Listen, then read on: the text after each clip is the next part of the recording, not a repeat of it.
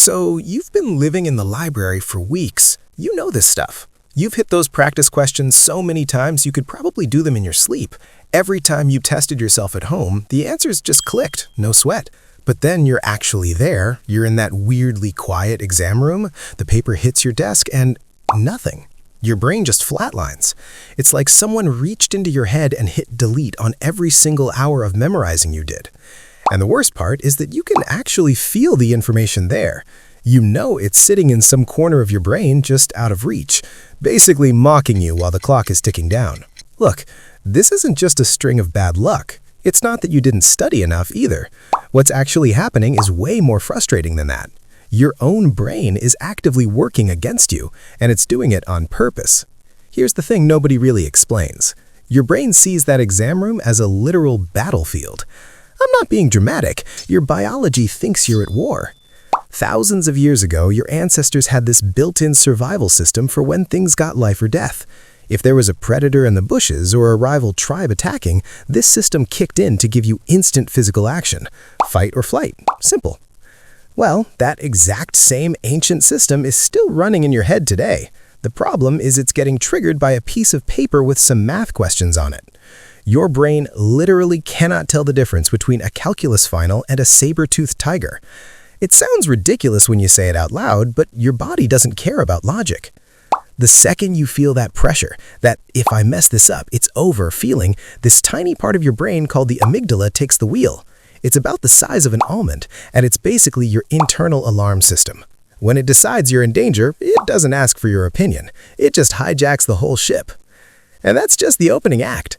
The moment that panic button gets pressed, your body dumps this massive wave of stress hormones into your blood. We're talking cortisol and norepinephrine, basically a chemical cocktail designed to keep you alive in a forest, not a classroom. In a real emergency, these hormones would be great. They'd sharpen your reflexes and give you the energy to run. But here's the twisted part. They also shut down the exact parts of your brain you actually need to pass a test. Your prefrontal cortex, the part that does the logic, the reasoning, the wait, how do I solve for X stuff? It goes offline first. It's like someone just cut the power to your brain's control room. Then it gets even worse. Those same chemicals literally block your access to your hippocampus. That's the vault where all your memories are stored. Every formula, every concept you understood perfectly at 2 a.m. last night, it's all locked behind a door you can't open. And this whole chemical assault happens in a matter of seconds before you even realize you're starting to sweat. This is exactly why you can recite everything at home but draw a total blank in the room. The info didn't go anywhere. It's still sitting right there in your hippocampus, fully intact. But those stress chemicals have basically cut the wires between your conscious mind and your memory storage. It's like trying to open a file on a computer when the hard drive is unplugged. Wait, there's more.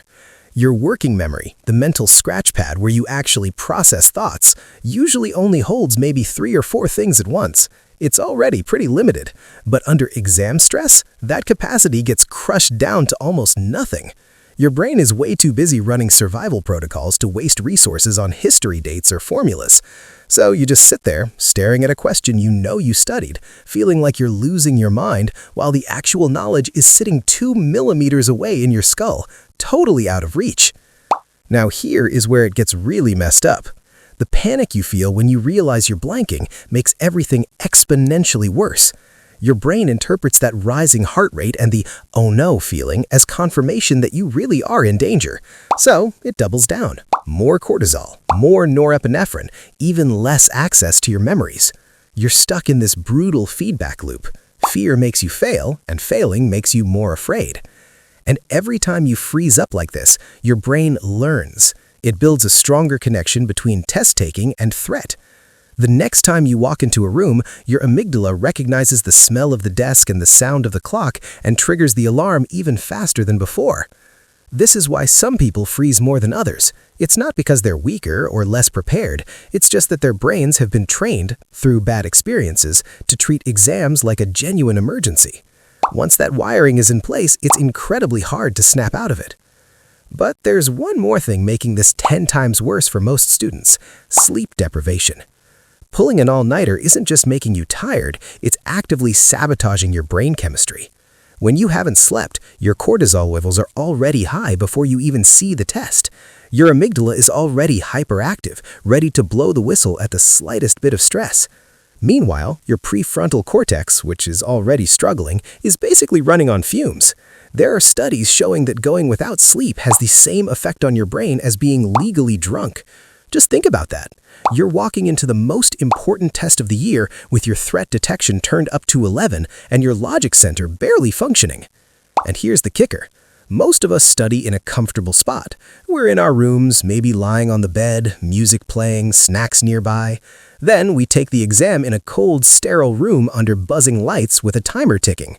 Your brain encoded that info in one vibe, and now you're asking it to retrieve it in a completely different high-stress one. That mismatch alone is enough to trigger a stress response. But, and this is the part that might actually help, you can retrain your brain. The amygdala isn't some fixed, unchangeable monster. It learns what's dangerous based on experience, which means it can also learn what's not dangerous. It's the same reason the military puts people through intense stress simulations. They're teaching the brain that high-pressure situations don't have to mean death. You can do the exact same thing for exams. When you practice under conditions that actually mimic the test, sitting at a desk, no music, a timer ticking, you're training your amygdala to realize this environment is manageable. Every time you expose yourself to that test pressure without anything terrible actually happening, you weaken that threat association. Your brain starts to realize that failing a question won't actually kill you. It takes a lot of repetition, but eventually your stress response starts to stay at a simmer instead of a boil. Elite athletes do this too. They don't just practice their sport, they practice while they're exhausted, while people are screaming at them, while the stakes are maxed out. By the time the real game happens, their brain barely registers it as a threat anymore. The wild part is that a little bit of stress is actually good.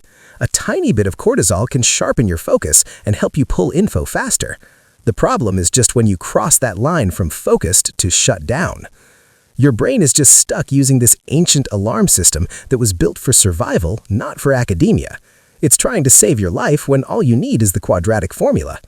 The amygdala doesn't understand that a C- won't end you. It just sees threat and reacts the only way it knows. Understanding this won't make the freeze disappear instantly, but it changes the game. You aren't weak, you aren't broken, and you're not less smart than the person next to you who looks calm. Your brain is doing exactly what it was evolved to do. And honestly, knowing that is the first step to actually taking back control.